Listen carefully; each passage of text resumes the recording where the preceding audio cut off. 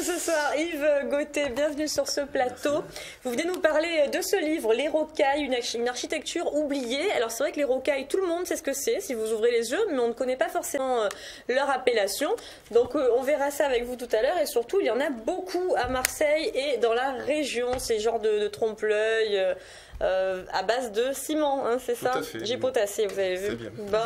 Il y a au 80 rue Paradis à Marseille, tout près de la place Estrange.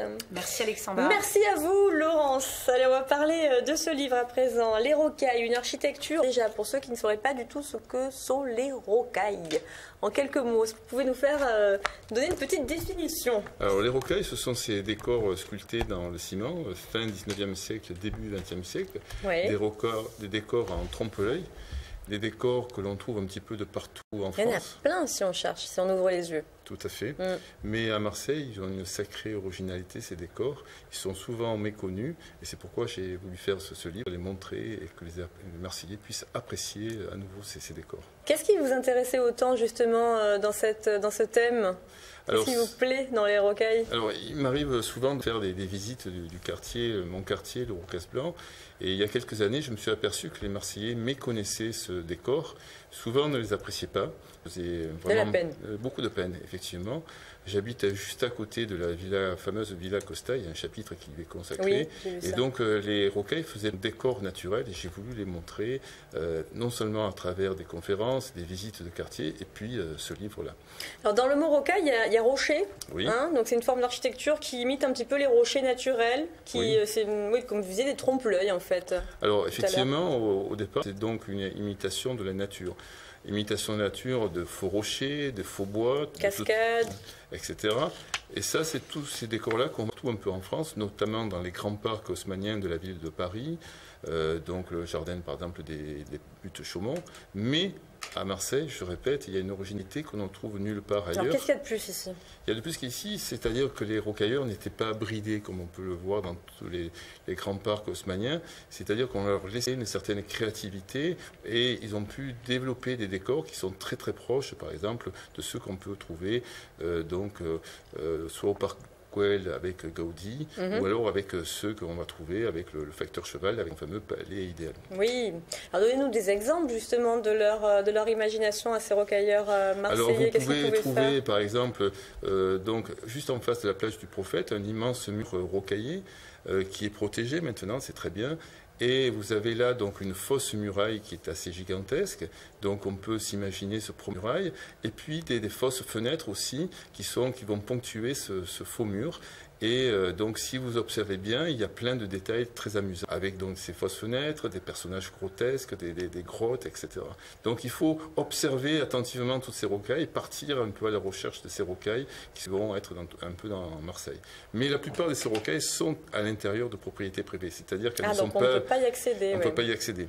Donc j'ai sorti ceci en partie à cause de ça, parce que c'est un travail un peu de longue haleine, et il a fallu donc rentrer dans ces propriétés, photographier, demander l'autorisation au propriétaire, mais je garde bien entendu l'anonymat de ces lieux. Est-ce qu'on sait d'où vient cette tendance au départ? Comment elle a été mise en place? Alors c'est une très très longue histoire qu'on pourrait remonter jusqu'à la Renaissance italienne, mais les rocailles de ciment... Ça vient d'Italie une fois de plus. Oui. Ah là là, ils ont tout un bien sûr. Oui, il y en a beaucoup en Italie dans les parcs, les jardins Boli par exemple à Florence. Tout à fait. Donc cette tradition s'est continuée donc à Marseille. Beaucoup de rocailleurs d'ailleurs étaient d'origine italienne. On trouve donc des patronymes italiens.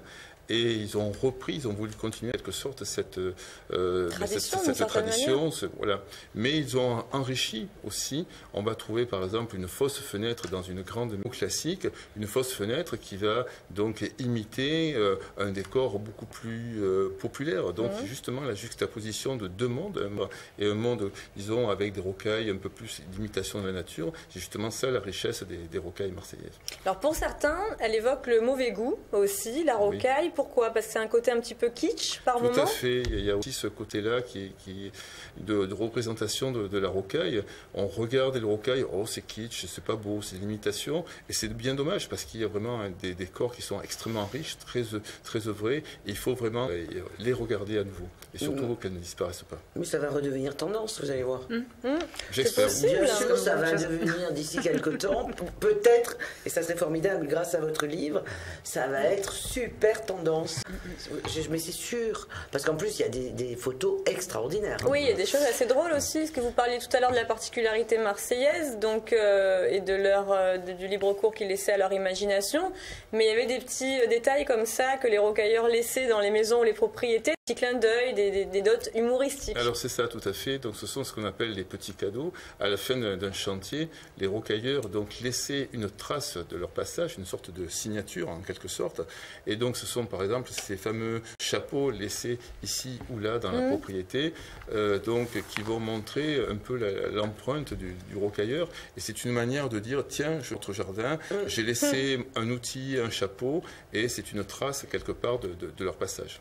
Est-ce qu'on peut dire que ça fait partie du patrimoine aujourd'hui, du coup, vraiment? Oui, ça fait partie du patrimoine, c'est reconnu.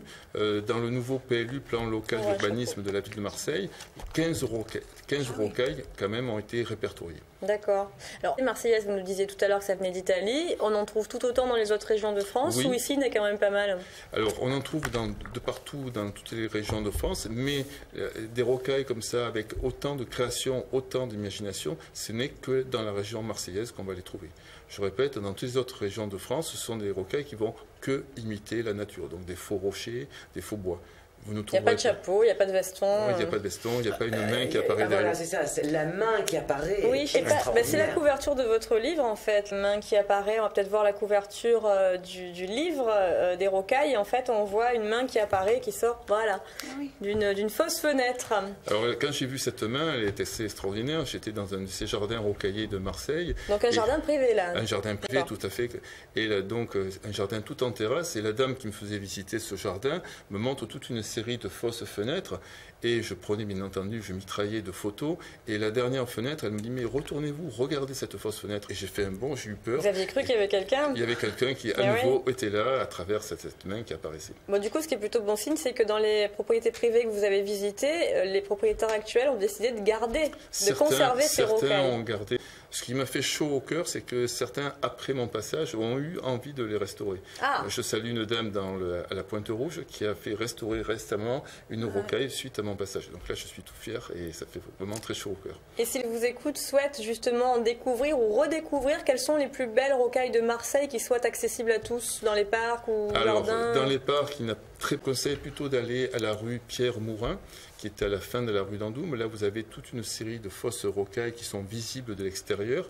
Vous avez aussi à Mouropiane, à travers ce Mozambique, vous avez visible extérieur un personnage à la fenêtre qui fumait autrefois une pipe. Et vous avez aussi à l'Estac, par exemple, à Limpin, un personnage qui est visible, donc qui regarde, qui surveille les personnes.